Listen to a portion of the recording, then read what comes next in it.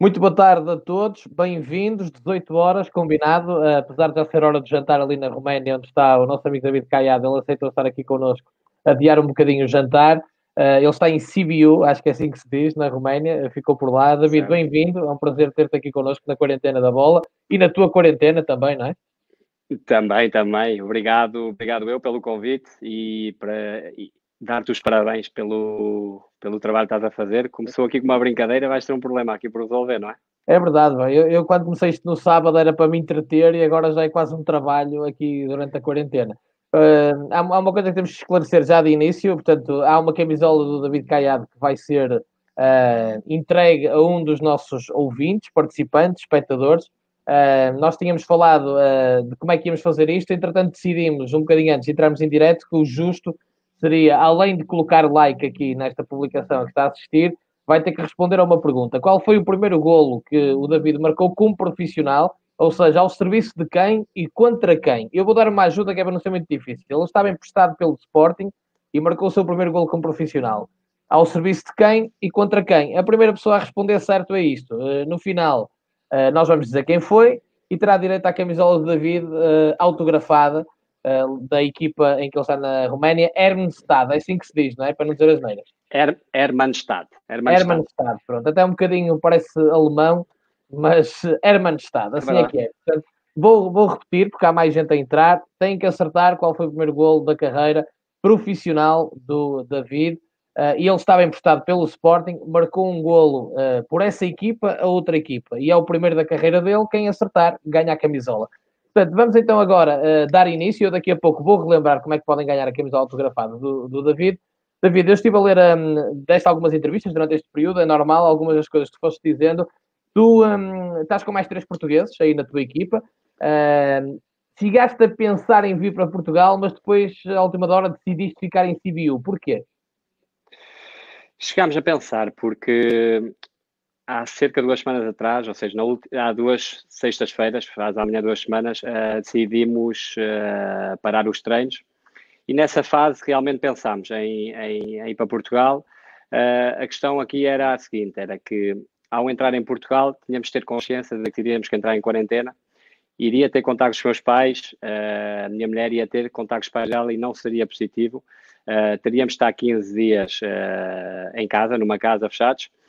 Ao voltar, fomos informados pelo clube, também teríamos de ficar 15 dias em casa, ou seja, dava-nos aqui um prazo de um mês, que não saberíamos aqui ao certo quando é que íamos voltar a treinar. A informação é muito pouca e levou-nos nessa indecisão. A cabeça pediu-nos para ficar aqui, o coração pedia-nos para nos juntarmos aos nossos neste momento difícil e acabámos por optar por ficar aqui. Não, só saberemos daqui a uns tempos se foi a decisão certa ou não.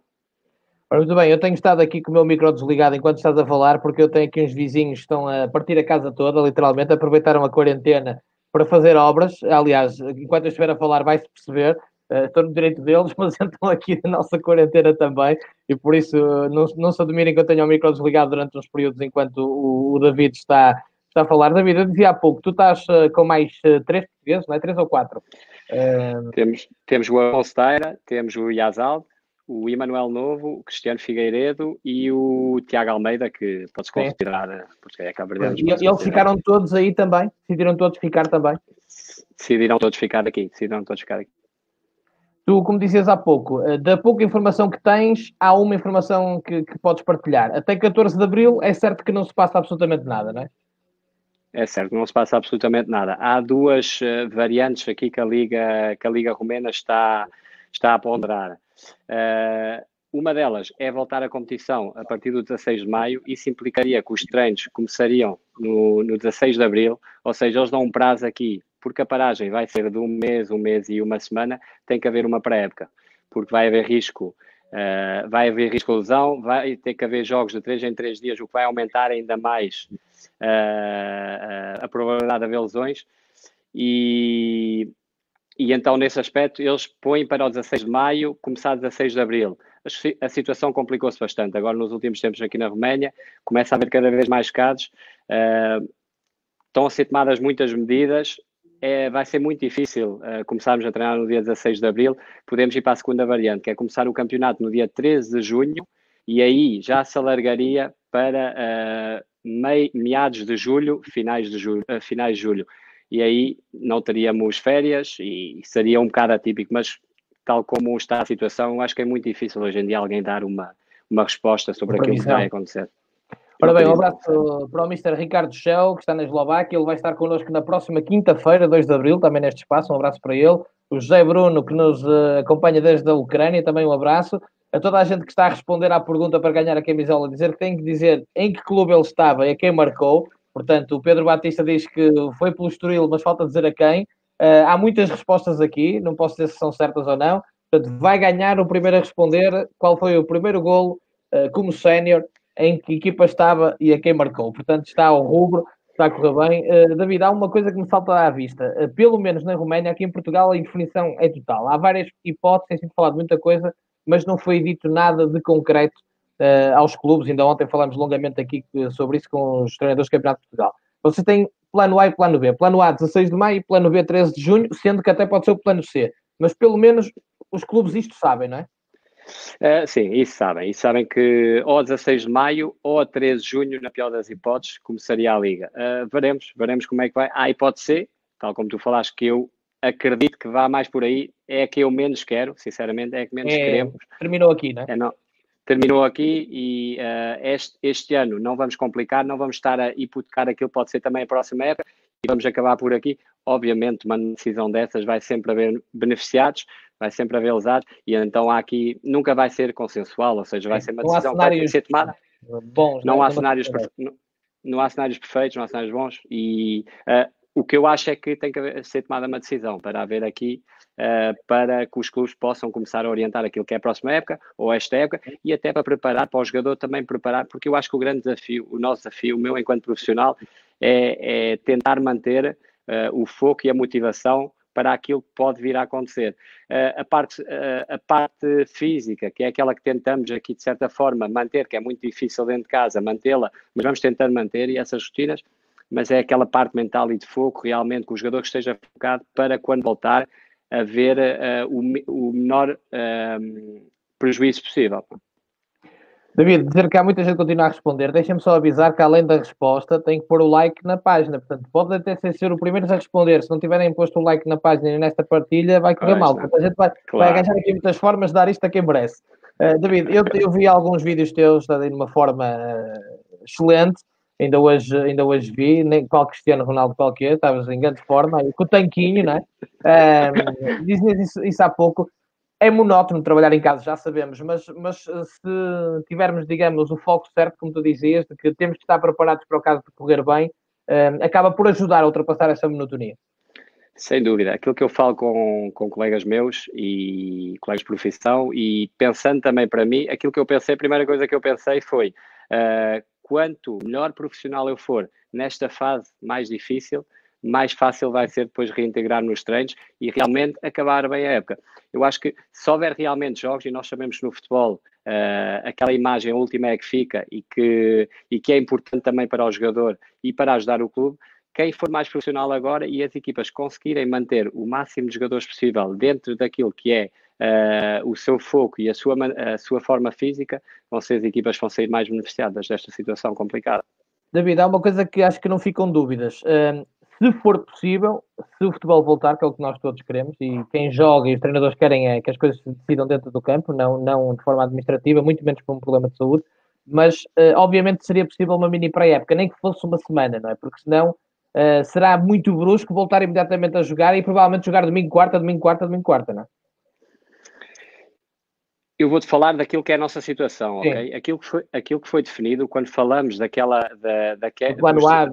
do plano A e B, do 16 de maio ou 13 de junho, fala precisamente nisso. E os clubes pediram que houvesse alguma sensibilidade nesse sentido. O jogador, estando parado 3 semanas, obrigatoriamente precisa de 3 semanas de preparação. Estando parado um mês, vai precisar de um mês de preparação.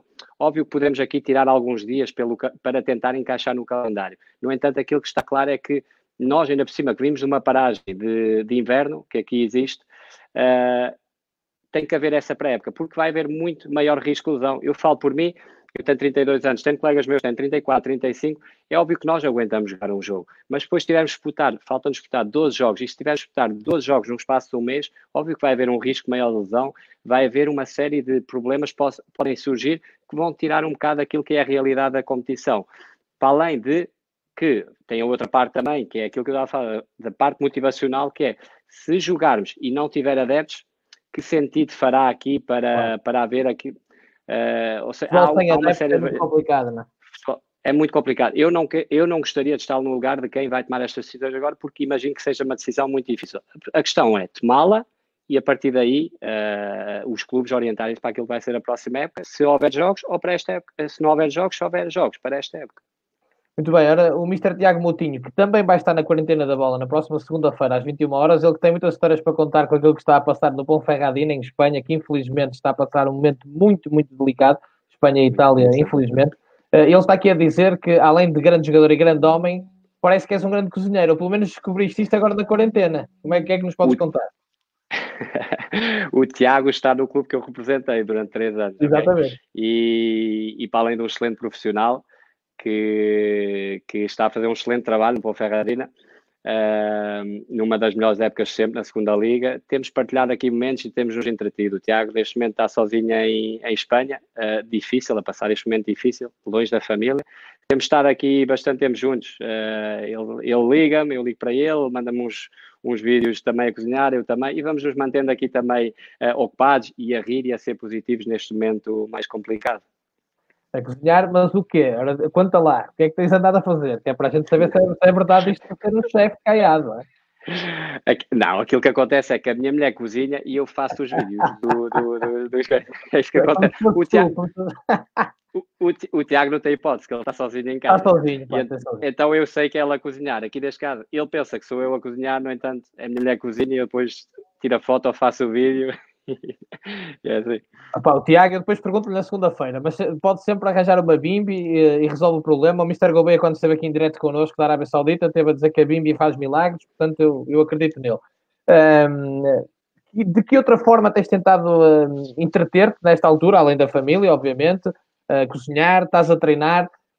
Sei por motivos lógicos que estás a tirar o curso de direção desportiva. Ouvi dizer que tinhas lá um bom professor, portanto sei que estás a preparar também o teu futuro para quando a bolinha deixar de saltar, mas saltar de outra maneira, portanto tem-te ocupado também essa vertente. Tem, aquilo que eu tenho feito e é tentar manter uma rotina daquilo que era a rotina que eu tinha enquanto estava a treinar e enquanto estava a jogar. É verdade que nos deitamos um bocado mais tarde e acordamos um bocadinho mais tarde, no entanto, ocupo o meu tempo, depois de tomar um pequeno almoço, a estudar um bocado, dentro daquilo que tu sabes e que me deste uma aula muito interessante na área de direção desportiva. Durante o dia tento estar ocupado a ler um livro, a falar bastante, aproveitamos para falar bastante de várias situações com a minha mulher, de cozinhar, de treinar de manhã, ao final da manhã e ao final da tarde também, e manter mais ou menos os mesmos hábitos que havia antigamente. Ou seja, a minha rotina, eu sou muito caseiro, sou uma pessoa muito caseira. É verdade que depois falta-me aquela parte de sair à rua, que acho que falta a toda a gente, que é aquela sair à rua, se calhar ver outras pessoas, sentir aquele ar, e esse aspecto tem-nos faltado bastante e é normal que sintamos falta. Agora, tento tentar manter essa rotina e tem estado a correr bastante bem, apesar de sentir uma falta grande daquilo que é o cheiro da relva e estar lá dentro. O balneário, não é? Também, que obviamente faz muita falta. Também. Deixa-me aproveitar este espaço para dizer que os conteúdos da Quarentena da Bola podem ser vistos também no Facebook da Quest Sport Solutions. Agradecer ao Emanuel Calçada pela confiança, que viu nos nossos conteúdos também algo interessante para estar em algo como é a Quest, que é a organizadora do World Scouting Congress e uma das principais entidades em Portugal há muitos anos de formação, precisamente, e portanto muito feliz por isso. Há aqui várias perguntas para o David e já lá vamos, do Nuno Gomes, também do Sandro Esteves, que já vou fazer essas perguntas ao David. Dizer também que ainda está no ar esta possibilidade de ganhar a camisola autografada do David. Tem que acertar qual era o clube em que ele estava, em que marcou o primeiro golo como profissional e a quem marcou, e tem que ter colocado like na página e neste direto. David, como é que os romenos reagiram à questão do coronavírus? Pelo que eu percebi que disseste há pouco, numa primeira fase, tal como em Portugal e em muitos países, esse foi o problema, um bocado no deixa andar, um bocado a não levar muito a sério, não é? Sim, um bocado no deixa andar, que em Itália já estava a acontecer bastantes coisas, no entanto, com uma forma de brincadeira, ou seja, isto acabará por não chegar aqui, não foram tomadas medidas diretamente, porque também não havia muitos casos, pelo menos daqueles que eram oficiais, não havia muitos casos. Depois, sim, aquilo que eu vejo aqui é que eles vão acompanhando muito, vão acompanhando as medidas que são tomadas noutros países e tomaram-nas mais rápido, no sentido de que aqui hoje temos 1000 casos, 1000 e tal casos, mas já há medidas de há uma semana atrás em que há bastante menos gente na rua, há muito cuidado dentro daquilo que é o supermercado. A partir da última segunda-feira já há militares na rua e aí sim, ou seja, há muito mais intransigência. Nós, quando saímos à rua, temos para um documento, podemos nos deslocar muito perto de casa para aquilo que são as compras de primeira necessidade. De resto, vejo muito menos gente na rua. E agora saímos, fomos às compras e quando voltámos, realmente não se vê praticamente ninguém nas ruas e estão um bocado assustados, é normal, estão um bocado assustados e estão a tomar medidas nesse sentido. David, um abraço para ti, está aí, da Sarah O'Connor, portanto, alguém do Pão Ferradina, portanto, que está a seguir-nos também e a dar-te um abraço. Também adeptos do Vitória, vários, estão a mandar um abraço para Vitória Sport Clube, Vitória de Guimarães. O Pedro Batista, inclusive, pergunta-te se te lembras do teu primeiro golo pelo Vitória, que não foi o teu primeiro golo profissional, fica já daqui dito. Pelo Vitória, na equipa A, não marquei nenhum golo. Fiz um golo pela equipa B. Na Taça da Liga, não é? E ele está aqui a dizer que tu marcaste a Taça da Liga. Marquei na Taça da Liga, sim, mas não foi o meu primeiro golo. Não foi o meu primeiro golo. O primeiro golo foi com a equipa B, depois voltar à adesão, fomos jogar à Trofa e fiz um golo na altura, estava na segunda Liga, e depois foi na Taça da Liga contra o Boa Vista, no estado do Bessa. Isso é que foi mal, pá, isso é que foi mal. Toda a gente sabe quanto eu gosto do Boa Vista, é uma brincadeira. Ora, David, o Sandro Esteves e também o Nuno Gomes perguntam se tu gostavas ou se tens ambição de regressar a Portugal. Estás com 32 anos, se é algo que tu ainda vês ou se calhar se pensas bem, vou continuar aqui na Roménia mais algum tempo e preparar o meu futuro aqui? É uma pergunta complicada. Eu penso sempre quando vou a Portugal, quando estou com a família, estou com amigos, com a minha filha, penso sempre naquilo que é, ou seja, voltar para Portugal e voltar para a minha zona de conforto. Gosto muito de estar na Roménia, é a minha terceira época na Roménia e sinto-me bastante valorizado aqui. Tem corrido muito bem, tenho mais 1 ano e meio de contrato aqui que espero cumprir. No entanto, com esta situação toda, nunca sabemos, ou seja, chegamos ao mercado e depende daquilo que possa surgir. É verdade que tenho tido a sorte de sempre, quando acaba a época, ter uma ou outra abordagem que me leva a tentar sempre voltar a Portugal. No entanto, para já, tenho mais 1 ano e meio de contrato aqui e espero cumpri-lo, e se não o cumprir, que seja para voltar para Portugal. David, como é que o teu clube, o Hermannstad, lidou com isto tudo em relação a vocês? Passou-vos tranquilidade no aspecto dos contratos? Tudo? Qual foi a reação? O que é que vos tem sido passado? Tem sido um grande problema, como sabes, não é? Para a maior parte dos jogadores profissionais. Tem sido um grande problema. Eu acho que cada caso é um caso, ou seja, tem que ser não pode ser uma liga a decidir ou o UEFA a decidir aquilo que são os contratos dos jogadores. Eu entendo a parte do clube e nós somos bastante solidários nesse sentido, quando isto é uma situação que ninguém estava à espera e entendemos, para já ainda não houve abordagem nenhuma, mas entendemos que se o clube no futuro, não agora, no futuro nos possa dizer que pode haver um ou outro corte no salário, claro, ajuste no salário, podemos entender. Agora, eu, enquanto jogador, também quero entender o porquê, ok? Eu quero entender o que é que o clube perde pelo facto de não estar a competir e porque é que tem que ser tirado do jogador. Ou seja, tem que ser algo que tenha que ter algum sentido, alguma lógica, porque eu acompanho bastante, já entendo tudo romeno e acompanho as notícias. E no nosso caso, a maioria dos clubes vivem daquilo que são os direitos televisivos. Normalmente 70% daquilo que é o orçamento são dos direitos televisivos. A televisão até agora já ingressou nas contas dos clubes 92% daquilo que era o budget que davam para esta época. A única coisa que falta são 80 mil euros.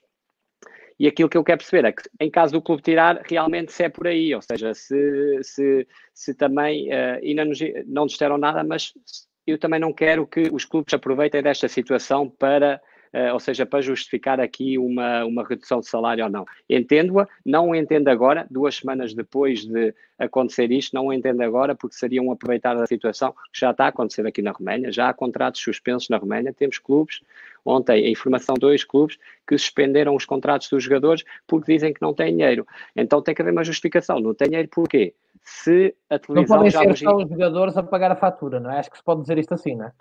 Obviamente, e tem que se perceber porquê, mas se a televisão já vos deu 92% daquilo que era o orçamento anual, porque é que vocês têm que cortar, passar 2 semanas, os salários dos jogadores? Porque é que tem que acontecer isso? E quais são as vossas receitas? Nós estamos a falar aqui de receitas de bilheteira, são muito poucas. Para ir ver um jogo pagas 5 euros. Ou seja, eu não acredito que seja por aí que tenha que haver cortes. Pode haver ajustes? Pode, mas nunca agora. Que seja feito em maio, em junho, aí sim, aí eu entendo e como jogadores somos bastante solidários nesse sentido e entender a situação. Agora, se houvesse, eu teria que perceber o porquê de acontecer. Muito bem, volto a dizer, já há aqui gente que se calhar acertou, não sei, o David vai dizer no fim, o clube em que estava quando marcou o primeiro gol profissional e a quem, enquanto profissional, a quem. Mas atenção que era preciso estar o like na página e o like nesta publicação. Depois não chorem que a camisola só vai para quem cumpriu tudo. Ora, mais uma pergunta do público e porque nos está a acompanhar e é sempre bom ter aqui este feedback de quem nos segue nesta quarentena da bola, gente que, como nós, está em casa, está a cumprir a sua obrigação de proteger e de proteger os outros, e portanto é muito importante. O Ricardo Gonçalves, um grande amigo de FAF, um adepto indefetível da Associação Desportiva de FAF, e aproveito para lhe, na pessoa dele, agradecer a todos os adeptos do FAF que durante a época em que eu lá estive apoiaram tanto o clube. Pergunta-te quais foram as principais diferenças que encontraste entre o futebol português e o romeno, agora que já tens 3 anos de futebol romeno, o que é que tu podes fazer de paralelismo, não é? Ok, o futebol romeno é bastante competitivo. Temos muita igualdade naquilo que são as equipas. O primeiro classificado pode perder com o último perfeitamente. Nesse aspecto há muita competitividade. Tem jogadores individualmente com muita qualidade também, que conseguem resolver o jogo de um momento para o outro. As principais diferenças que eu encontro é a nível de qualidade de treino. O jogador romeno não é um jogador que gosta muito de treinar, não está habituado a treinar de uma forma muito intensa. E depois a parte estratégica do jogo. Vemos as equipas com um modelo de jogo bastante interessante, temos equipas a jogar um bom futebol e outras que jogam um futebol mais direto, mas que o fazem de uma forma bastante eficaz. No entanto, a parte estratégica, aquilo que é depois a análise do adversário e em função do adversário tentar explorar as suas fragilidades e potenciar as nossas qualidades para ganhar o jogo, nessa parte estratégica acho que falta bastante, ou seja, eles têm um modelo de jogo, é verdade, mas levam esse modelo de jogo para todo o jogo, ou seja, não há aquela parte estratégica que vamos tentar entrar por aqui, vamos fazer isto desta forma. Há informação, há vídeos, os vídeos são 1 ou 2 dias antes do jogo, mas não há treinos que vão em função de uma equipa que nós vamos jogar, não alterando aquilo que é o nosso sistema, mas dentro do nosso sistema tentar alterar ali um bocado os treinos. Os treinos são todos muito parecidos ao longo da época. David, o Gonçalo Costa diz que viu esta pergunta sobre a diferença do futebol português e romeno, mas pede até se tu podes abranger um pouquinho mais e falar da diferença do futebol português com todos os futebols onde tu estiveste, porque a tua experiência internacional é mais abrangente. Se é que podes caracterizar, por exemplo, como é que era em Espanha, como é que não é nas tuas várias experiências? Espanha é um futebol diferente, é um futebol mais ofensivo, mais técnico, é um futebol muito mais aberto, tem muito mais espaço, não há aquele rigor tático cá em Portugal. Nós em Portugal temos treinadores muito bons. Isso leva à caixa muita igualdade naquilo que são os jogos. Okay? As equipas igualam-se muito taticamente. Há muito estudo do adversário. Nós, nesse aspecto, e eu joguei em Espanha durante 3 anos, fazemos essa parte muito bem. Espanha mais tático, jogos mais partidos, muita qualidade individual a nível de jogadores. Ucrânia foi um país onde eu, na altura, competi lá, apanhei equipas muito fortes, apanhei o Shakhtar muito forte, mesmo a minha equipa do Metalist era bastante forte, tínhamos o Dnipro, que acabou por jogar a final da Liga Europa nesse ano, tinha um potencial económico muito grande que permitia ter jogadores de grande qualidade nesse campeonato, muito físico, um campeonato muito físico em que havia uma intensidade muito grande. Eu recordo-me de estar no Távora e o Nuno Pinto estava comigo na altura, iam para aí 60 minutos de jogo e nós tínhamos um andamento bom, iam 60 minutos de jogo em vários jogos e nós perguntávamos ao árbitro quanto é que faltava para acabar, porque a intensidade era realmente muito grande, havia muito poucas paragens, poucas faltas eram marcadas e depois da Roménia foi aquilo que eu falei, a parte é um futebol que tem boas individualidades, tem algumas equipas que praticam um bom futebol e bastante competitivo. Ora, muito bem, dizer aqui ao Ricardo Rocha, que pergunta se vês com bons olhos o regresso à Liga NOS, que tu respondeste a isso há pouco, portanto peço ao Ricardo que, se não viu, daqui a pouco isto vai estar disponível no site, também vai para a página do YouTube do Quarentena da Bola, portanto vão poder acompanhar toda a minha conversa com o David Caiado a posteriori, se assim o entenderem, e recuperar a parte que ainda não viram. Já o Guti Ribeiro, que há pouco já te disse, já estou aqui, nosso amigo Guti, que está a fazer uma pergunta como treinador, qualidade de treino e dos treinadores romenos, o que é que nos podes dizer sobre isso? Eu já tive 6 treinadores romenos aqui. A minha experiência, vou falar da minha experiência antiga no Gaz Metan, foi bastante positiva, porque tive 2 treinadores realmente que tiveram muito tempo fora, gostam muito do futebol português também, e os treinos eram muito bons. O nosso modelo de jogo também era muito positivo. Aqui, no Hermannstadt, tive um treinador no início da época que realmente o plantel foi construído na forma dele, na maneira como ele via o jogo, e o modelo de jogo era bastante interessante. As coisas acabaram por não correr muito bem a nível coletivo, e depois houve aqui uma mudança muito grande. Não para pior ou melhor treinador, porque não sou ninguém para jogar, mas houve aqui um plantel construído para jogar de uma forma, e o treinador que veio a posteriori era um treinador que pensava de uma forma completamente distinta. E levou aqui uma adaptação que é difícil de acontecer, porque quando tens jogadores que contratam jogadores para jogar num certo modelo de jogo, é verdade que nós nos adaptamos, mas há características inatas são nossas que são difíceis de mudar. Então, nesta altura, passámos uma equipa, no início da época, que jogava um futebol apoiado e um futebol bastante positivo, e nesta altura somos uma equipa que joga mais em transição e um futebol muito direto. E eu prefiro respeito todos os sistemas, mas prefiro o outro porque é aquele onde eu encaixo melhor as minhas características, onde encaixam melhor as minhas características. Não quer dizer que o treinador seja melhor ou pior. Todos têm a sua qualidade, no entanto, eu prefiro, e por isso a minha experiência com esses treinadores que tinham um modelo de jogo mais positivo, foi muito mais positiva e o meu rendimento foi muito melhor. Muito bem, volto a lembrar, podem nos acompanhar em direto aqui na Quarentena da Bola, também no Facebook da Quest Sport Solutions. Agradecer mais uma vez à Quest pela confiança e pelo convite para esta parceria com a Quarentena da Bola, na pessoa do Emanuel Calçada. Muitas perguntas para o David, que agradeço também o meu nome e dele. Tens aqui uma pergunta difícil, não vai ser nada fácil, ou se calhar até é. O Pedro Batista, que é adepto de Vitória, está-te a perguntar para ti qual foi o clube que mais te marcou em Portugal, qual foi a experiência clubística que te marcou mais e porquê? Uma pergunta difícil. Para um adepto do Vitória, ainda mais. Não posso deixar de falar no Sporting, porque foi o meu clube, o clube que me formou como jogador e como homem. Estive 8 anos dentro daquela casa fantástica, onde passei momentos fabulosos, ganhei títulos nacionais, tive a oportunidade de jogar e treinar com jogadores de top, que hoje em dia estão no topo, ser treinado por treinadores que me ajudaram muito e que são muito reconhecidos, então é uma casa que me diz bastante. O Trofense foi um clube que eu gostei também de jogar, apesar da experiência não ter sido a melhor no sentido coletivo, que acabámos por descer divisão, no entanto, um clube muito familiar. O seu presidente Rui Silva não nos faltava com nada, incrível no apoio que havia ao jogador. Nesse ano tínhamos condições fantásticas, acabou por não correr da melhor forma, no entanto, a minha experiência foi dentro do clube e na cidade também foi bastante positiva. No Vitória, adorei a cidade, deixei lá muitos amigos. É verdade que a nível futebolístico as coisas não correram da forma que eu esperava.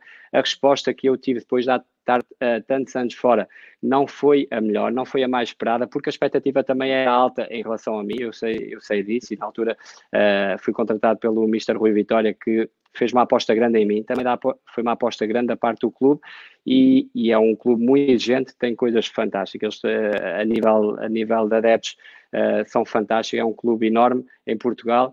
Eu tive um prazer grande em representar o Vitória, tenho uma mágoa grande pelas coisas não terem corrido da forma que eu esperava.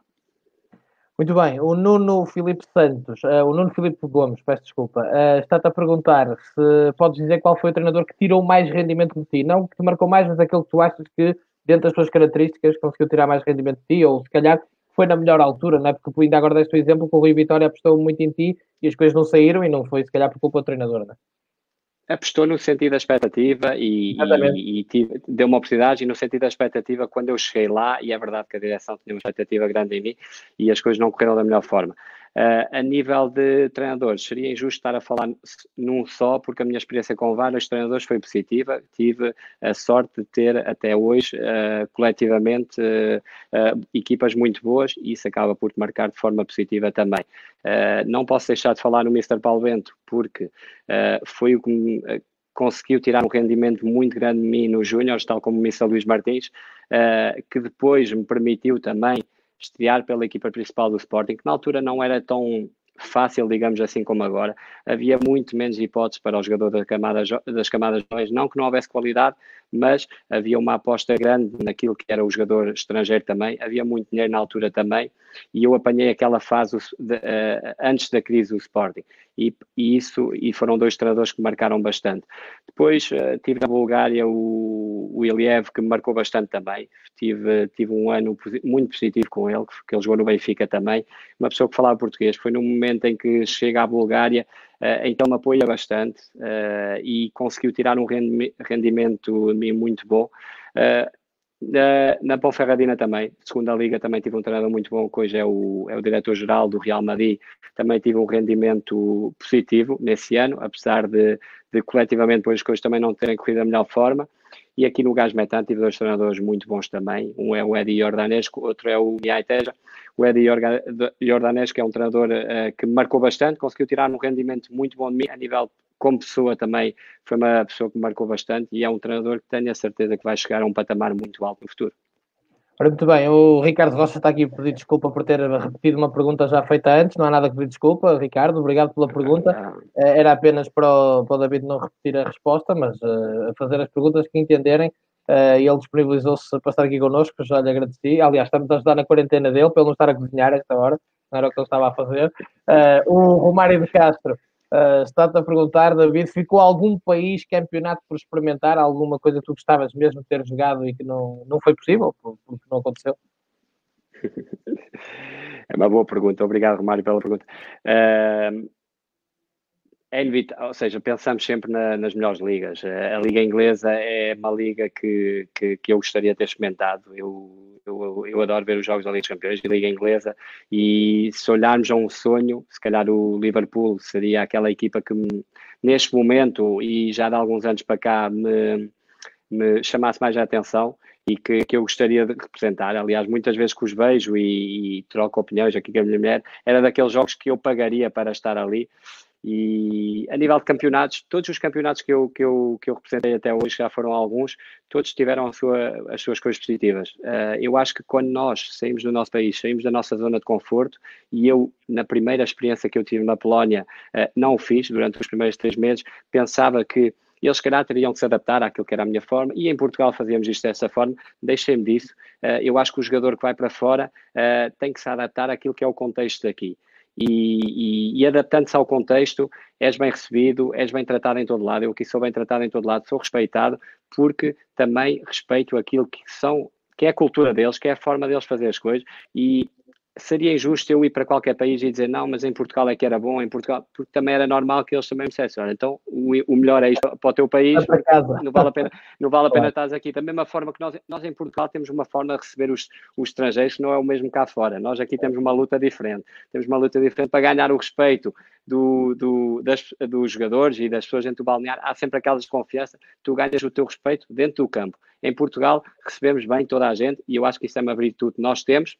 Recebemos bem toda a gente. Lá fora temos que ganhar esse respeito dentro do campo e temos que mostrar respeito por aquilo que é a cultura deles e a forma deles trabalhar. E através do exemplo, tentar mudar comportamentos deles, nunca através de, não, lá nós fazemos isto, vocês têm que fazer. Não, é através do exemplo. Temos que mudar comportamentos assim.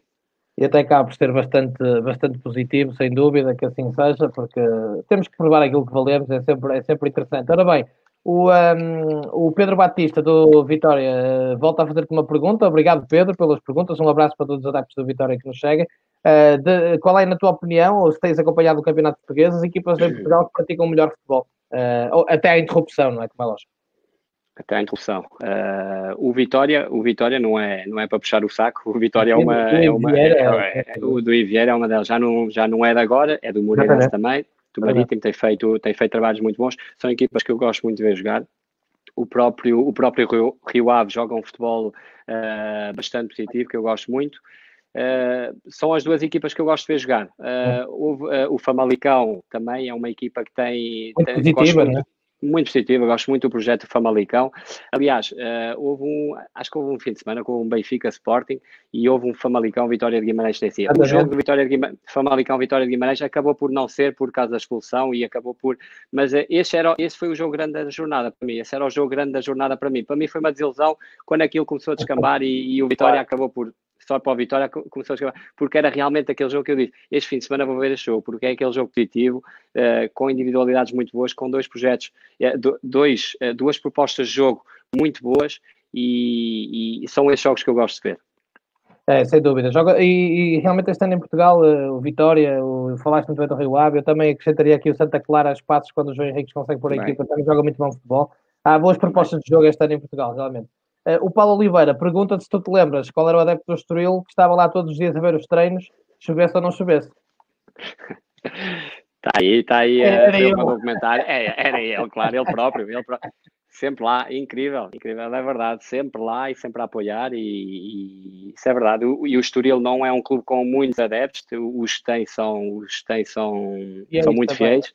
Mas o Paulo era um deles e cada treino, não era jogo, todos os treinos estava ali, sempre presente, impecável. São os Paulos Oliveiras que são a força dos clubes deste país, um abraço para eles e para todos que seguem os seus clubes para todo lado, que estão nos treinos, faça chuva, faça sol, em todos os campos, sejam quais forem as condições.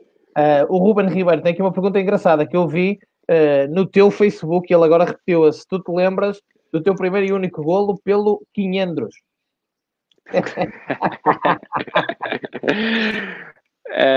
Isso eram umas belas maratonas de futsal, aqueles torneios 24 horas que eu participava inconscientemente. Eu na altura já estava no Sporting e inconscientemente no verão, pois era aqueles torneios 24 horas, não é?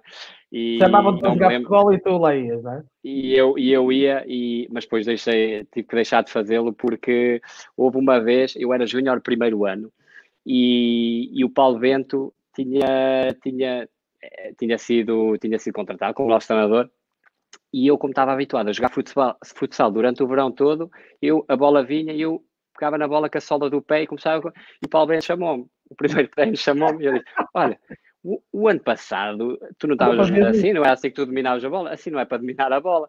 Eu estava com aqueles vícios ainda de futsal e eu aí disse, olha, eu aí expliquei realmente a situação, estive a jogar futsal, eu disse, olha, parece muito bem, estamos aqui para corrigir e isso vai-te sair, esse vício vai-te sair, mas tem cuidado porque a partir de agora já entramos aqui num patamar muito mais competitivo, não tão formativo, e então tens de ter esse cuidado e a partir daí deixei destes torneios, mas tenho saudades destes torneios 24 horas, grandes momentos. Agora quando acabares, se calhar tens aí, já sabes o que é que vais fazer, não é?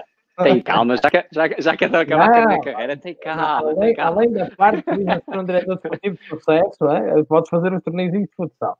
Eu já sei, tens aí mais 7 temporadas no mínimo, por amor de Deus. Ora, muito bem. O Guti Ribeiro volta a fazer uma pergunta. Tu já respondeste mais ou menos a isto, se bem que ele está aqui a dizer que pronto, não foste treinado por ele, portanto não pode dizer que foi o treinador que mais te marcou. Mas pelo que presumi ao bocado, o Luís Martins e o Paulo Bento foram aqueles que te marcaram mais pelos motivos que tu enunciaste, não é? Sem dúvida. Mandar um abraço para o Guti, que ele é treinador na Alemanha também. Sim.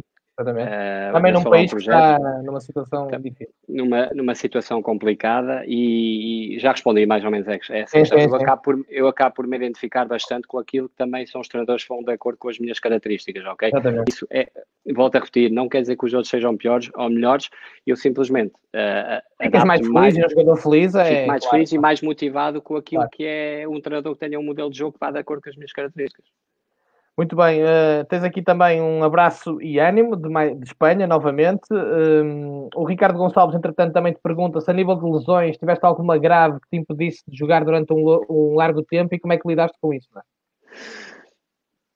eu tenho uma fase, eu tenho contrato com o Sporting durante 2 anos. Estreio na equipa principal ainda Júnior com o Paulo Bento, depois vou para o Europeu de Sub-19 na Polónia e por inconsciência minha acabo por não querer férias. Na altura o Estoril dava uma oportunidade de ter 15 dias de férias e eu rejeitei com aquela mostrar serviço e tive ali um problema de uma pubalgia a partir de outubro.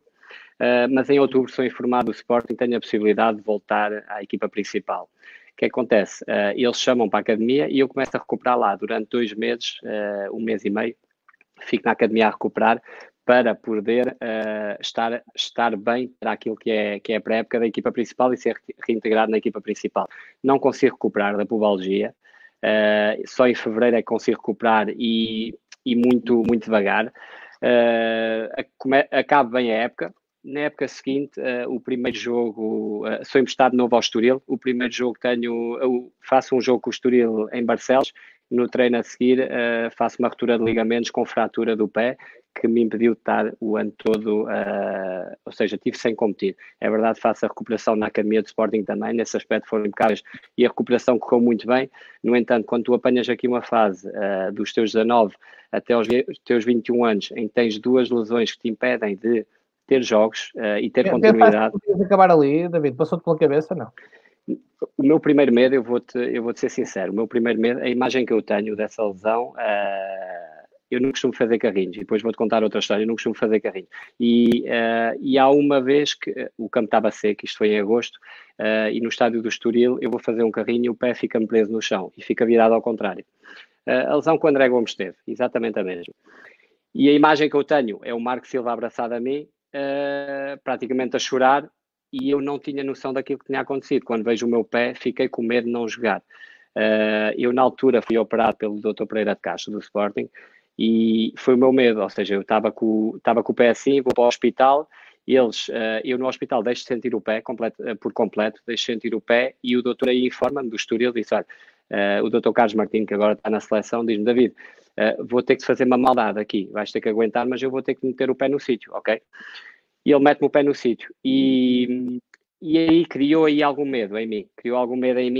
Mas a primeira coisa que o médico do Sporting disse foi, David, não te preocupes, tu vais voltar a jogar. Vai levar tempo, é verdade que vai levar tempo, mas vais voltar a jogar.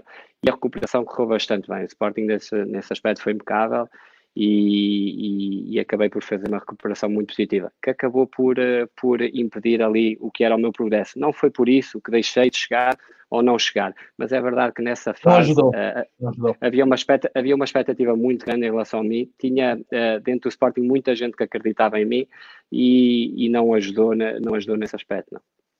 Muito bem, agradecer a todos que estão a participar para ganhar a camisola. Aliás, até a tua irmã, tens aqui um amigo teu, Wilson Gomes, que está a dizer que não é justo a tua irmã querer roubar a camisola. Está ele aqui a dizer. Não, está fora, a minha irmã está fora, eu já avisei Então, que está fora disto. Exatamente, ele é que está aqui a queixar-se disso, mas estás a ver, Wilson, não é irmão do David. Pôr like na página, like neste direto na página da quarentena e acertarem qual foi o clube em que ele jogava com o profissional em que marcou o primeiro gol e a quem. Ora bem, de Espanha, chega-te mais uma pergunta bastante interessante. Como é que é, já que ficaste na Roménia a fazer a quarentena, estar fora e não ver a tua família, a restante família, numa altura como esta, não é? É complicado, tanto para mim como para a minha mulher, vou dizer que é bastante difícil. Nós deixámos de fazer uma coisa de há uns dias para cá, cerca de 5 dias para cá, que é ver as notícias pela manhã. E quando não vemos as notícias, quando tomamos essa decisão de não ver as notícias pela manhã ou não estarmos tanto por dentro, foi pelo facto de nos primeiros dias estarmos a sofrer bastante, ok? Tanto ela pela situação que está a viver em Espanha, eu por ela, e depois também pela situação que estamos a viver em Portugal, é muito mais difícil. Custa-nos muito estar longe, custa-nos bastante estar longe. É verdade que nos vamos apoiando um ao outro nesse sentido, mas nestes momentos complicados, o teu coração chama-te para perto dos teus. Claro. Então, é verdade que nós gostamos de estar aqui os dois e passamos de uma forma bastante segura, estamos seguros, estamos tranquilos, mas quando é para sofrer, é aquilo que temos em comum, vamos sofrer com os nossos, ok? Se é para passar por um momento difícil, vamos passar aqui todos juntos e é isso que sentimos mais falta. Deste momento difícil, não estamos ali todos juntos e estamos a passar por isto em família, não é? Mas eu concordo contigo. Eu, antes de ter criado este projeto no passado sábado, a primeira semana eu passei de quarentena, vi as notícias quase de manhã à noite e confesso que aquilo estava a mexer comigo. E de que maneira? Portanto, comigo e com toda a família, a pessoa tem que também decidir a um certo momento que nem toda a informação, excesso de informação, é positivo numa altura como esta. O Pedro Sousa pergunta-te, David, o que é que tu achas mais importante num treinador? Qual é a característica para ti fundamental? Eu acho que quando falamos de um treinador, falamos num clube, ok? Quando eu acho que um clube, primeiro que tudo, tem que ter uma organização muito boa. Um treinador depois entra dentro dessa organização e tem que ter também ele uma equipa técnica que o ajuda em vários aspectos. No aspecto do treinador, é verdade que tem que ter um modelo de jogo bem definido, dentro daquilo que são as características dos jogadores. Se tiver a oportunidade de contratar os jogadores que quer, dentro das características que quer, depois melhor, às vezes não é possível, mas ter um modelo de jogo bem definido e depois a parte motivacional acho que é muito importante também. E esse, se calhar, é verdade que é o treinador que é o responsável por isso, mas depois também aquilo que eu acho é que o que os grandes treinadores têm em comum é o facto de terem gente ao redor deles que também são eles muito competentes ou ainda mais competentes que eles, que os conseguem sempre manter alerta e chamar a atenção para muitas coisas. Há muitos aspectos que são importantes no futebol. Eu acho que, e sou a favor, sou da opinião que cada pequeno pormenor ajuda a que no fim de semana estejamos mais próximos de ganhar. Muitas vezes o futebol é cruel e não é uma linha reta. No entanto, se controlarmos várias partes da melhor forma, quanto melhor controlarmos essas partes, mais perto estamos do sucesso, que pode ou não acontecer. É verdade que é muito cruel e há um fator sorte aqui que também influencia. No entanto, é aumentarmos em cada pequena coisa a probabilidade de sucesso. Ora bem, nós temos aqui uma pergunta do meu grande amigo e que também conheces bem, o Juvenal Carvalho, grande sportinguista, aliás, esteve no Sporting também numa altura em que tu também estiveste, já lá vou a pergunta do Juvenal, mas por causa de estarmos a falar de treinadores, o José Alexandre Bruno, que nos ouve na Ucrânia e que nos vê na Ucrânia, mais uma vez um abraço para a Ucrânia, e lembrar que esta semana tivemos o José Boto connosco, que foi um enorme privilégio também, como é hoje estar aqui com o David, com esta experiência enorme, se tu pensas ser treinador, ou se estás, como estás a tirar recursos de gestão desportiva, a pensar noutro âmbito, digamos assim. Sabes que eu tive uma pessoa que me deu o curso e teve uma frase muito curiosa que eu também concordo. Se tu queres ser diretor desportivo, não podes ter a ambição de ser treinador, não é? Lembras-te dessa frase? Lembro-me, eu digo sempre isso porque é o que eu acho, sinceramente. Eu também tenho essa ideia. Não tenho a ideia de ser treinador. Ainda gosto muito de jogar futebol. Tenho um foco muito grande naquilo que é a minha carreira futebolística. É verdade que me está a criar aqui um bichinho pela parte da gestão, já há alguns anos para cá, tenho estado a estudar bastante sobre gestão. Foi o Diogo Luís também que meteu aqui um bocadinho o bichinho para tu ir para o curso, não é? Também. É uma pessoa com quem eu gosto de falar, Muito trocamos muitas opiniões, muito interessantes. Aliás, do Estoril, aqueles que eu tenho assim mais contacto dessa altura, até o Diogo Luís e o Marco Silva, são pessoas com quem eu me identifiquei. Eu na altura tinha 18 anos e eles eram bastante mais velhos do que eu, mas desde aí criámos um contacto muito bom e temos aquela química. E nesse aspecto, foi ele que me disse, olha, podes tirar esse curso porque é bastante interessante. Estive a ver mais ou menos quais são as pessoas que vão dar o curso e podes ir por aí. E é verdade que desde que comecei a começar essa pós-graduação em gestão desportiva, que me tem alimentado cada vez mais, todos os dias. E ajuda-me até naquilo que é dentro daquilo que é a minha profissão, até me ajuda a retirar um bocado daquilo que... aquilo que dizias há pouco, não é? Deste momento que vives na Roménia, de perceber como é que o clube vai tomar a decisão para tirar aos salários dos jogadores, não é? Lá está, ou seja, nós temos um grupo português e daqui até pode haver aquela coisa, vão-nos cortar os salários e eu tento alertá-los também para esse sentido, ok, vamos tentar perceber o que é que pode acontecer aqui. E nesse aspecto tem-me dado bastante. É verdade, tenho uma experiência por trás, me ajuda muito, no entanto, é uma área completamente diferente. Essa área é uma área completamente diferente que vou ter que estudá-la, vou ter que saber que se é por aí. Aquilo que eu tenho claro é que me ajuda muito naquilo que também é retirar um bocado da pressão do dia-a-dia, porque mesmo que pareça que nós só treinamos 2 horas por dia ou 1h30, nós vivemos para isto. Nós não temos, como a minha mulher ainda não conhecia o que era esta parte, mas nós não temos sábados e domingos, não existe para nós. Quando é que são as férias da Páscoa? Ela pergunta-me e eu digo, eu não sei responder a isso, porque para mim, sinceramente, não sei, quando é que é Carnaval, quando é que são férias da Páscoa, Natal aqui até temos, mas não sabemos, ou seja, isso para nós é muito, o jogador de futebol vive muito dentro disto, e no sábado porque é que não podemos ir dar uma volta por ali até às 11 horas, porque é assim, e no domingo não temos é a nossa vida. Ela agora está-se a vingar disso, não é? Agora neste período, estás aí em casa, portanto está-se a vingar, não é? Não pode sair, mas não podemos sair, não podemos sair. Estamos a aproveitar, isto estão a ser as nossas férias. Exatamente. E é mais ou menos por aí. Acho que está-me a retirar essa pressão também que existe, para além daquelas 2 horas que nós treinamos, da expectativa também, muita expectativa que é criada, e temos que corresponder, porque o futebol é praticamente diário, apesar de jogarmos todos os domingos tu és julgado, tem uma carga psicológica muito grande, porque se tu fores profissional e se tu tentares fazer tudo bem, tu depois automaticamente vais querer que as coisas corram bem. Muitas vezes não correm. E no futebol, o futebol tem essa parte menos boa, que é que olham para ti como um jogador de futebol. Se tu rendes no fim de semana, na segunda-feira toda a gente cumprimenta e bate-te nas costas e és o maior.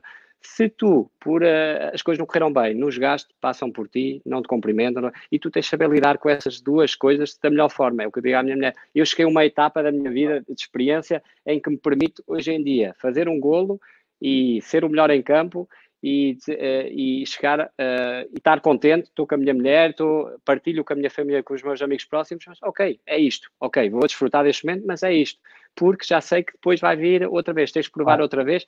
E também a outra parte que é, ok, hoje, antigamente se calhar sofria muito mais com essa situação, mas o jogo não correu tão bem. Não correu não porque tu não quiseste, não correu porque as coisas não correram bem, porque é assim, são as leis da vida. E levar isso da melhor forma também, ok, acabou este jogo, vou ter outra oportunidade daqui a uns dias. Então, ver isso dessa forma, positiva.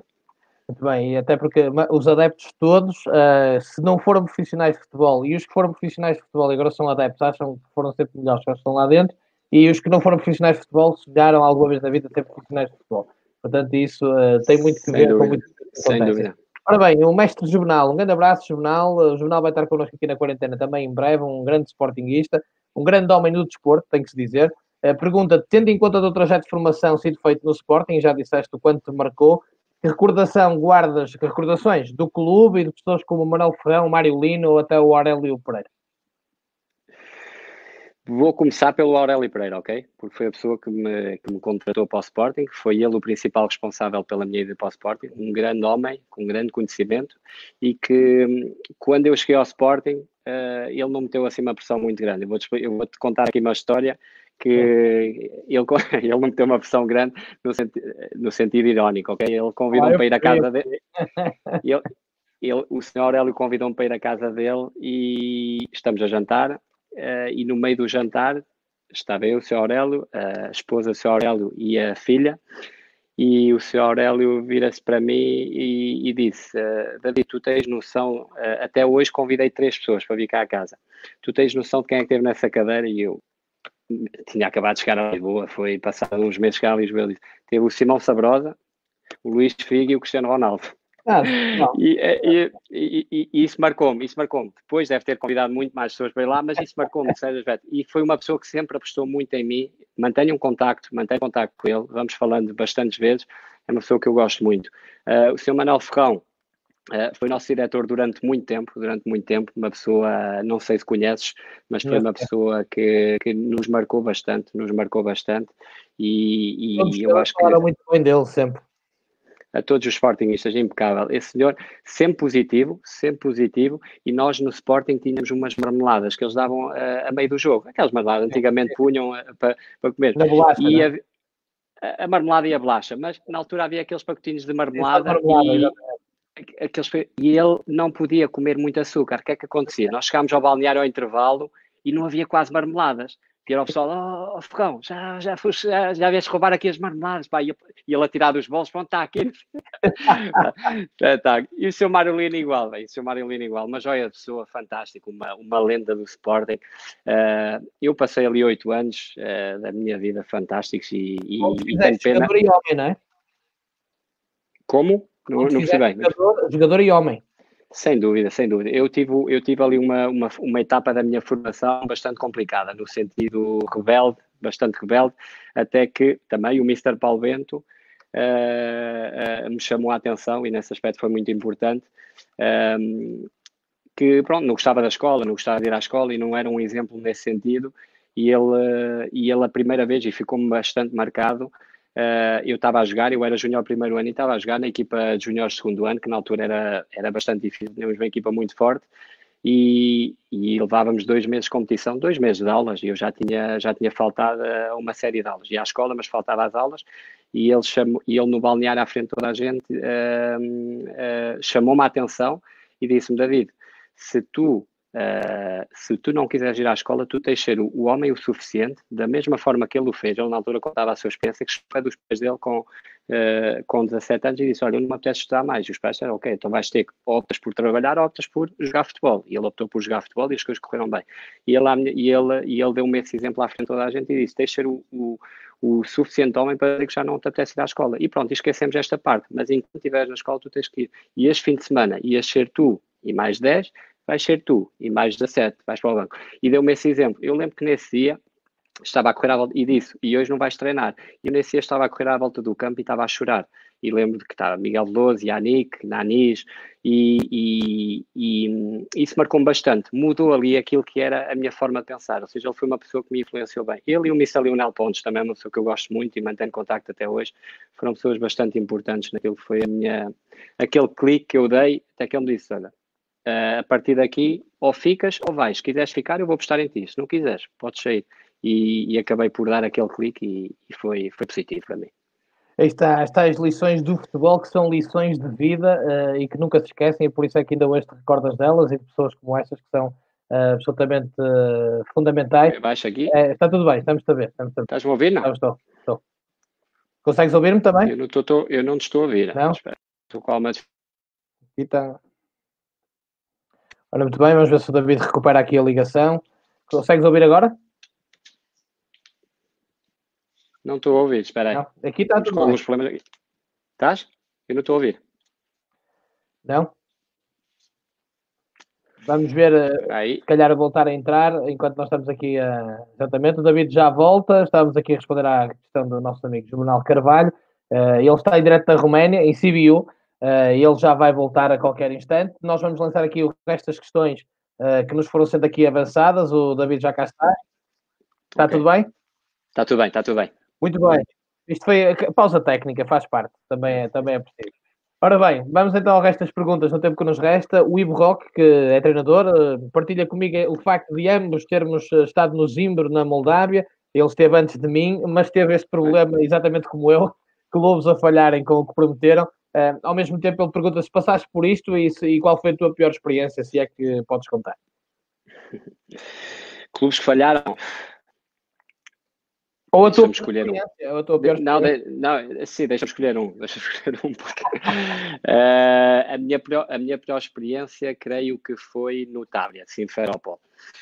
Porquê? Nós chegamos, eu estou a jogar na Bulgária, tal como o Nuno Pinto está no Levski, e o Tavria acaba por contratar um treinador búlgaro que nos vai buscar. O Nuno Pinto tinha acabado de contrato, eles compraram um clube da Bulgária e vamos para o Tavria. Na altura começam as confusões na Ucrânia, os conflitos na Ucrânia. Em Kiev, porque é através do governo, ou seja, há ali um conflito a nível governamental que não nos tocava a nossa parte. Nós estamos na parte da Crimeia, e não nos tocava essa parte.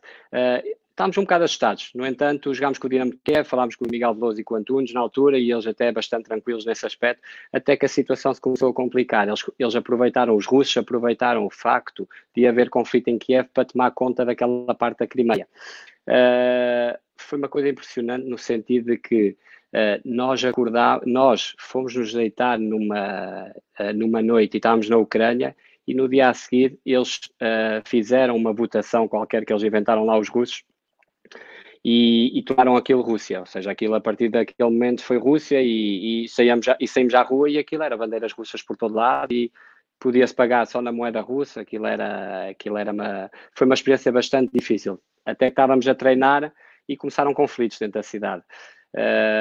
E o clube decidiu, olha, temos que sair daqui da Simferópol e temos que ir para Donetsk. Donetsk na altura ainda estava tranquilo.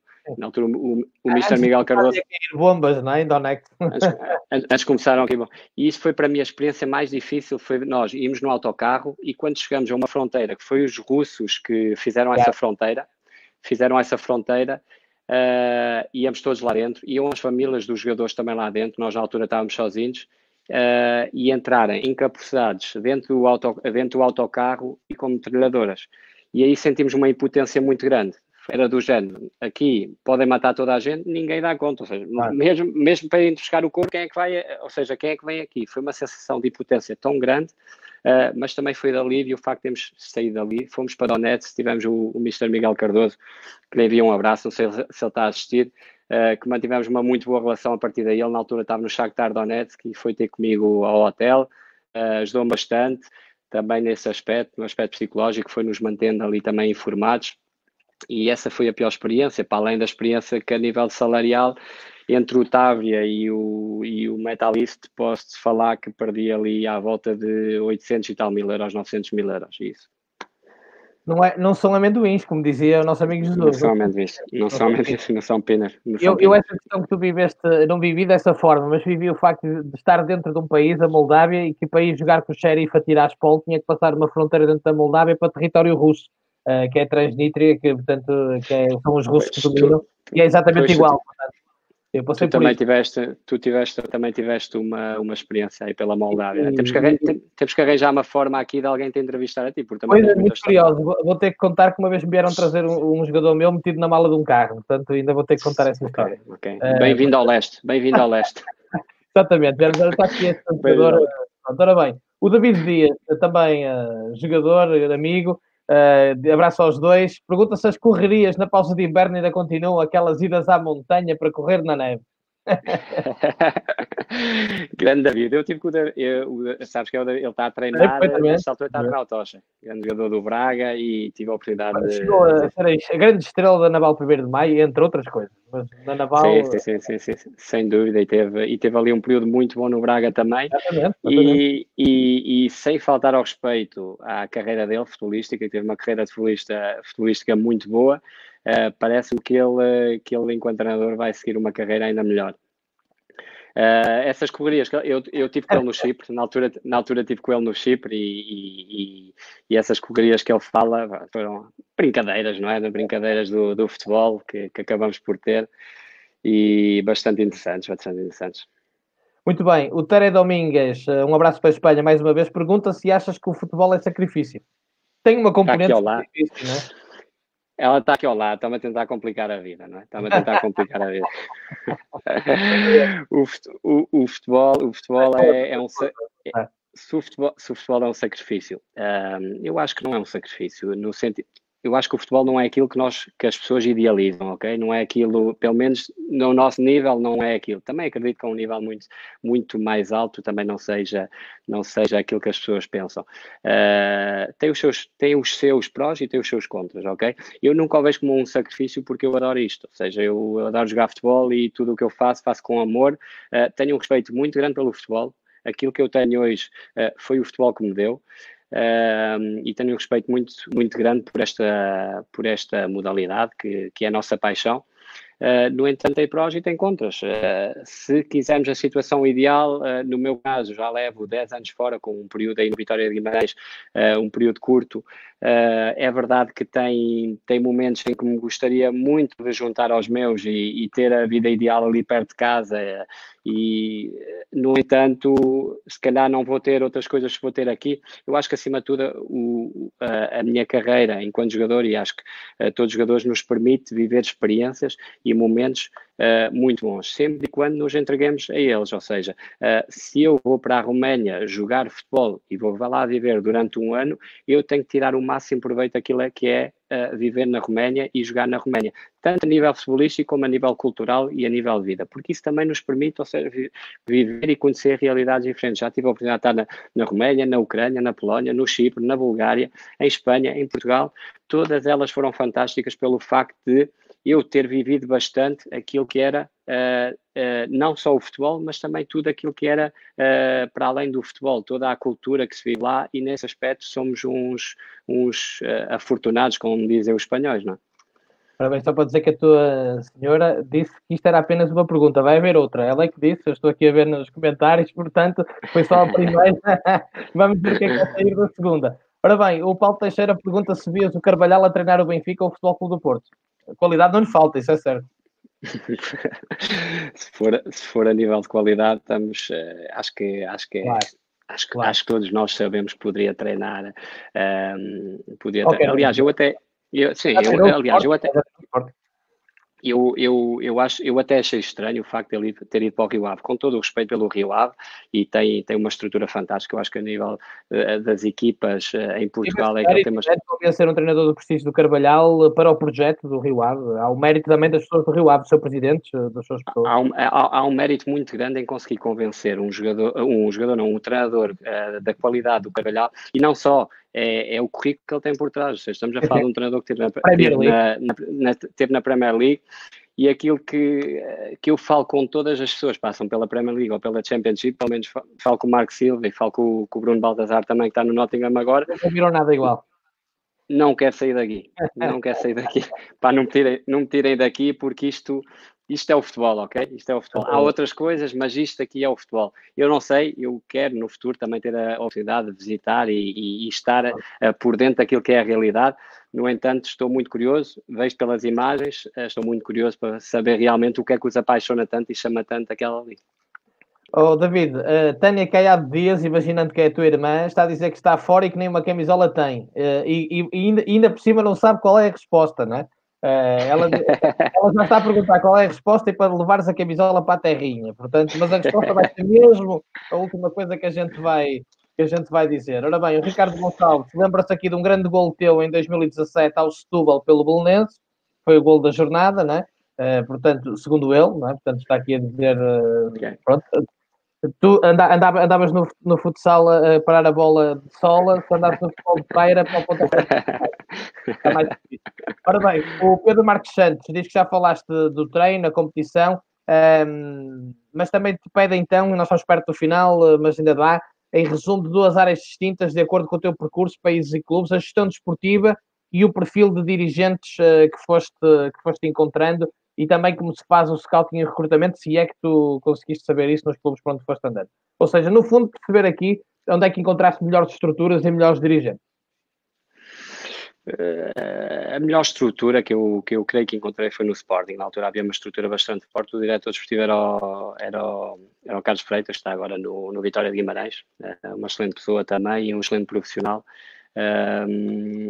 Tive a oportunidade também de conhecer o Mário Branco, apesar de não ter trabalhado diretamente. Ele estava no Zagreb, é ele que me leva para a Polónia na altura, e não estava dentro do clube no dia-a-dia, mas por aquilo que falo com ele e pela forma como ele trabalha, também é uma pessoa muito, muito interessante e muito competente. E dentro de clubes vejo que há clubes, o Vitória Guimarães também trabalha muito bem, a nível de scouting também trabalhava muito bem naquilo que era a análise do adversário, daquilo que era o recrutamento, era muito ponderado e trabalham muito bem nesse sentido. De outros clubes, eu fico com exemplos de outros clubes que vou vendo e de outras pessoas também que vejo trabalhos muito bons a serem feitos. No entanto, com quem tenho trabalhado diretamente, estes três, Carlos Freitas no Sporting, com um trabalho muito interessante, Mário Branco por aquilo que eu vejo e por aquilo que eu conheço ele pessoalmente, também muito rigoroso e muito profissional naquilo que faz. Aliás, não tardará muito a estar num dos grandes em Portugal. E a nível de Vitória de Guimarães também, ou seja, tem havido um crescimento muito grande a nível de Vitória. Agora dão aquele salto contratando o Carlos Freitas também, conseguindo convencer diretor desportivo de altíssimo nível.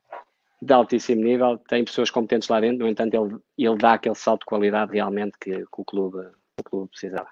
Ora bem, David, para tentarmos ainda englobar todas as questões que te fizeram, o André Veloso, meu companheiro, faz aqui uma pergunta muito interessante. Ele chama-me aqui Bud Spencer, não é por causa das chapadas, é a barba e estar assim com esta cara, parece um bolo. Bernardo Silva, David Silva ou Xavi, qual dos três te identificas mais?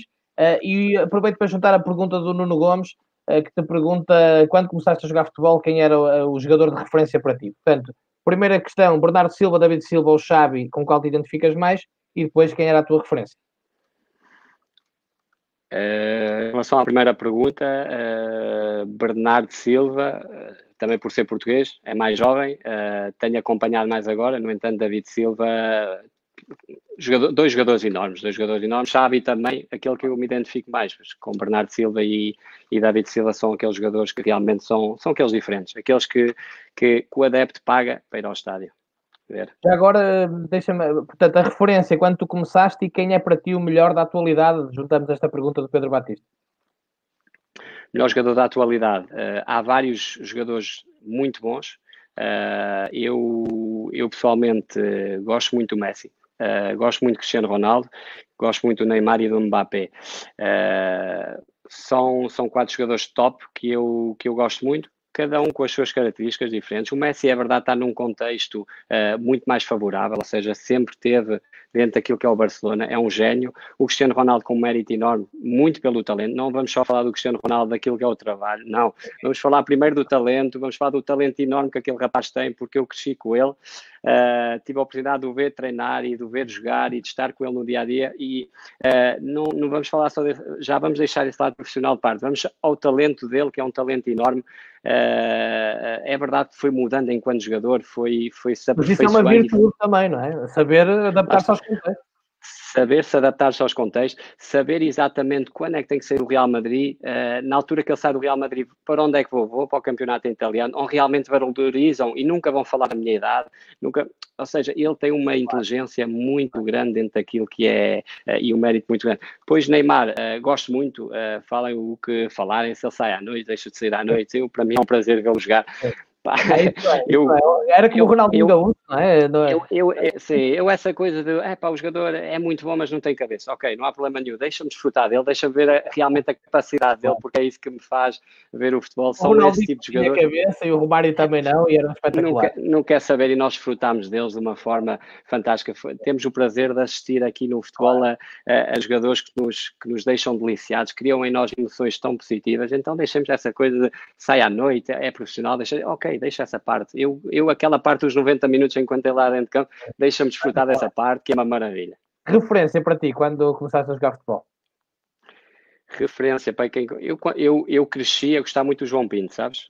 Tenho um episódio com o João Pinto no Estádio da Luz, porque quando eu, como tu sabes, eu nasci no Luxemburgo e no verão vinha a Portugal. Íamos sempre ver o jogo de apresentação no Estádio da Luz.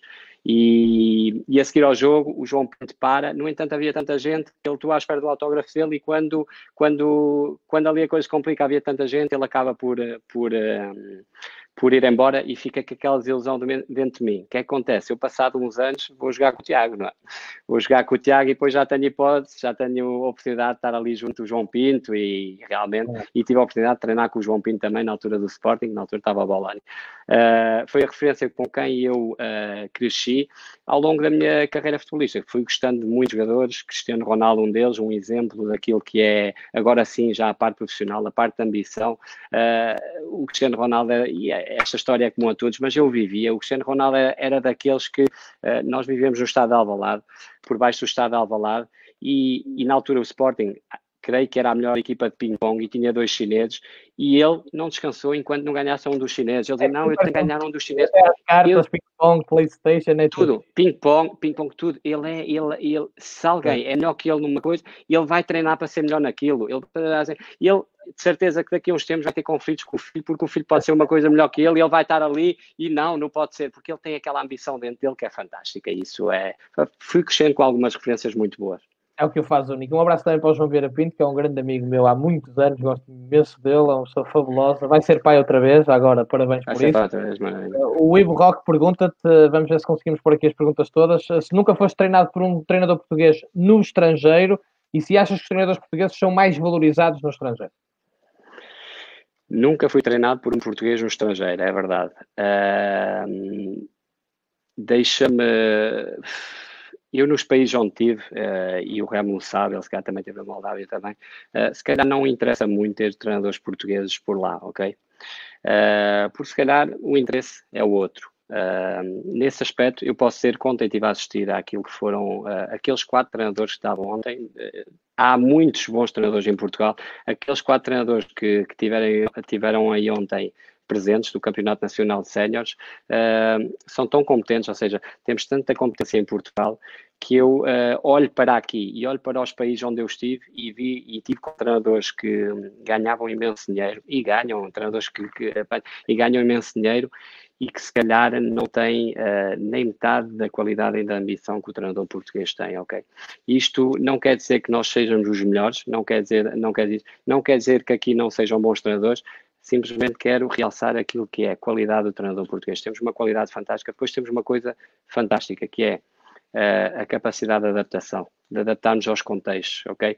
De adaptarmos aos contextos. E o treinador português tem a certeza que, chegando fora, e os que chegam fora têm sucesso, chegam porque têm qualidade, mas depois também tem uma capacidade muito grande de adaptação àquilo que é o contexto. Somos um país pequeno, que nesse aspecto temos uma qualidade muito grande, muito grande. Eu costumo falar com o Tiago Moutinho e ele certamente em breve também estará numa equipa muito boa de Portugal e estará também nessa, e falo muito, e ele agora está em Espanha e ele diz, David, não é tirar o mérito àquilo que é o treinador, os outros treinadores, pá, mas o treinador português tem muita qualidade. Muito bem, até porque já te acabei a bateria, mas vamos continuar aqui a fazer perguntas. A Maria Dias diz para as pessoas que não conhecem futebol para contares o que te emociona ao praticá-lo, mas tu há pouco, quando foi a pergunta do se o futebol é sacrifício, acho que respondeste a isto. O David Dias... a Maria Dias é a minha filha. É a minha exatamente, filha. Pronto. E, portanto, então um beijinho para a Maria, do pai, de nós todos.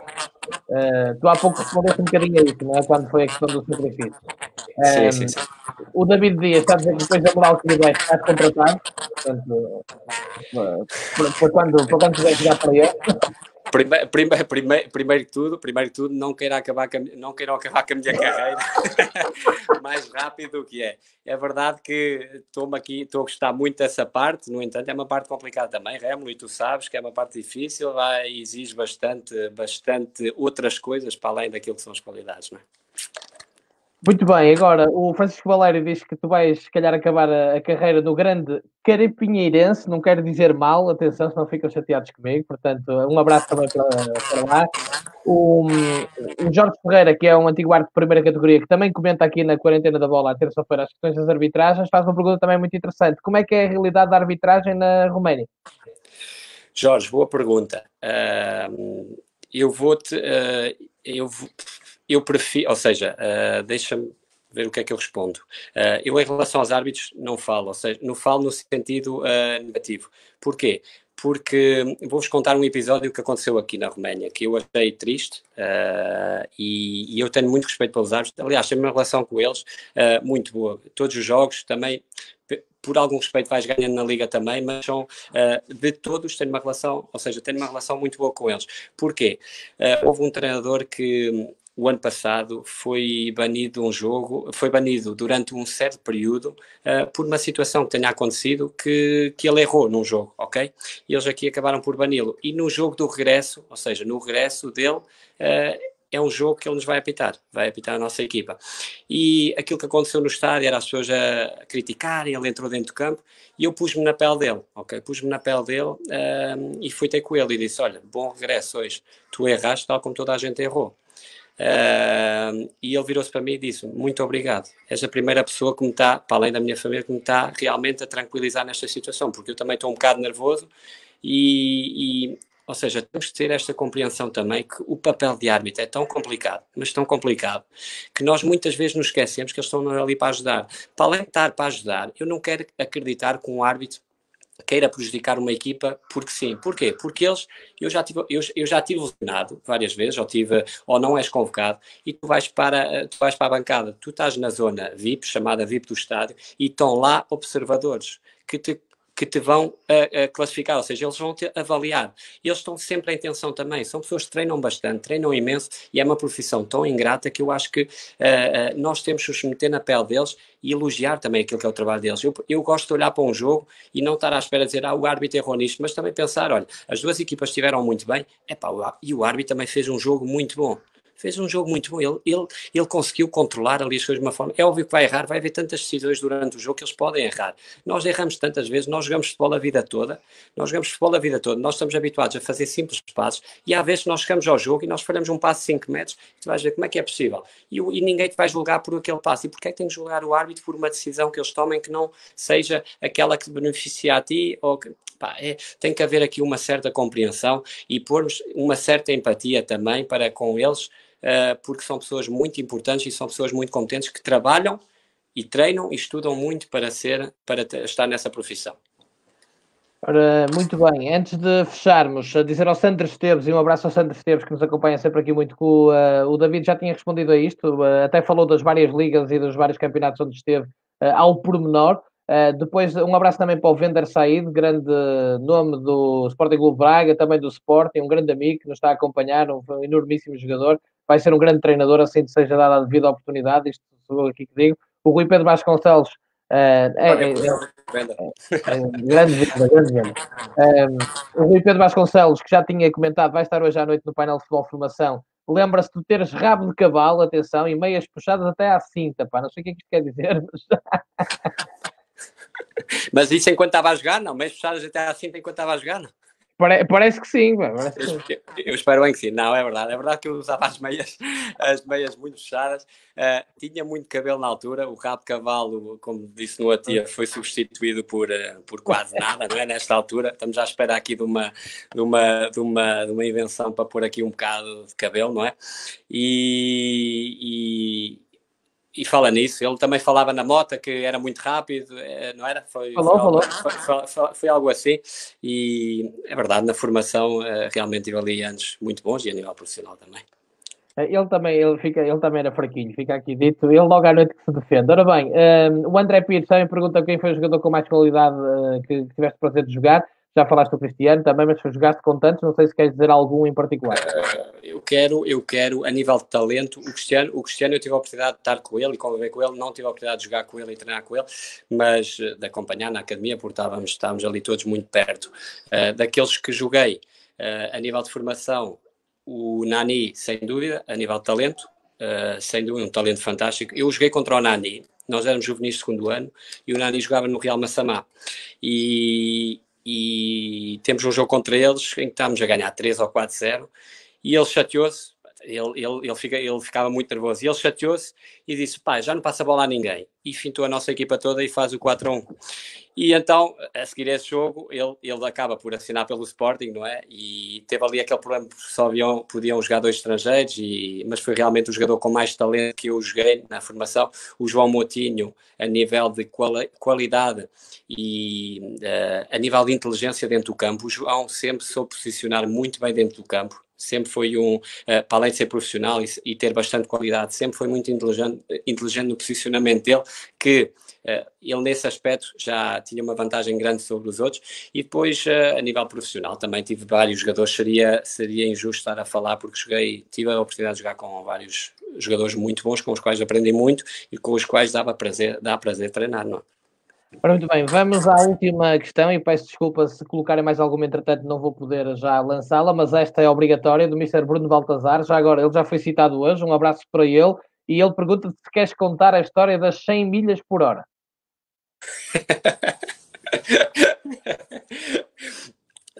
Eu sempre falo com o Bruno e falamos algumas vezes, não tantas como desejaríamos, mas falo muitas vezes. O Bruno, na altura vou com o Bruno para o Chipre, e não sei se tu te lembras do Joel, um central que jogou no Leixões.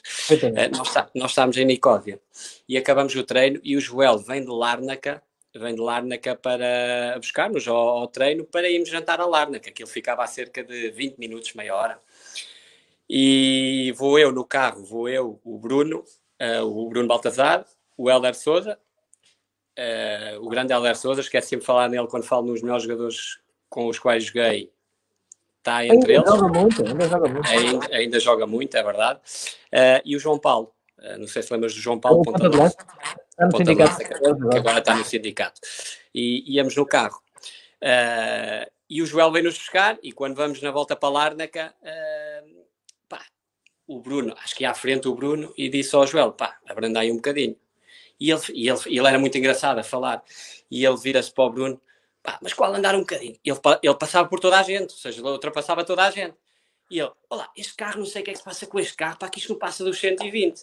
E o Bruno Baltazar, porque já tinha estado no Chipre há algum tempo, ele disse, olha, isto não são 120 km por hora, que tu estás a 120 milhas por hora, que este carro é de Inglaterra. E eu disse, isto não passa dos 120.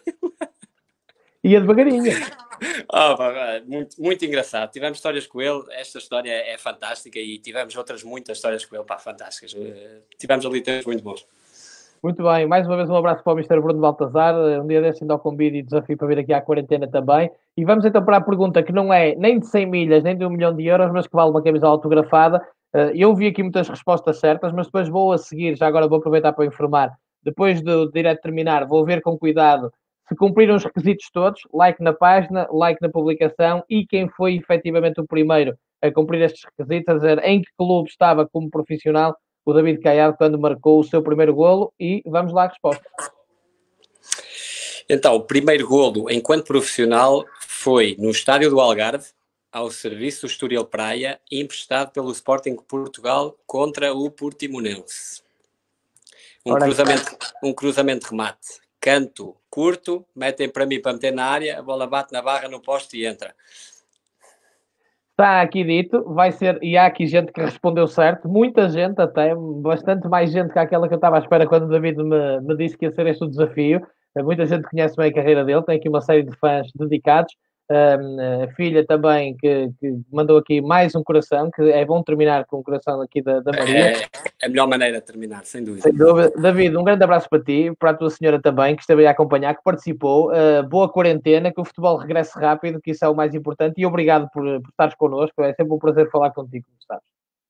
Quero-te agradecer também o convite, primeiro de tudo, a qualidade com que dás aqui ao programa, a todos os programas que tens feito, e acho que arranjaste aqui um problema. Não é só a UEFA, nem a Federação. Tu, a seguir esta quarentena, diz-nos a nós o que é que tu vais fazer com este programa, porque isto não pode acabar, não é? Pois, já me disseram, já comecei a receber muitas mensagens a dizer quando a quarentena acabar tens de continuar. Tens de continuar de certeza, ou seja, tu tens que ver uma solução que tem que ser do agrado de todos, ou seja, isto não vai ser como a Liga nem a Federação, vai ser algo que tem que ser do agrado de todos, tens de continuar. Vamos ter que arranjar os patrocínios. David, um grande abraço aí para a Roménia, um forte abraço e Um abraço grande e obrigado a toda a gente que participou.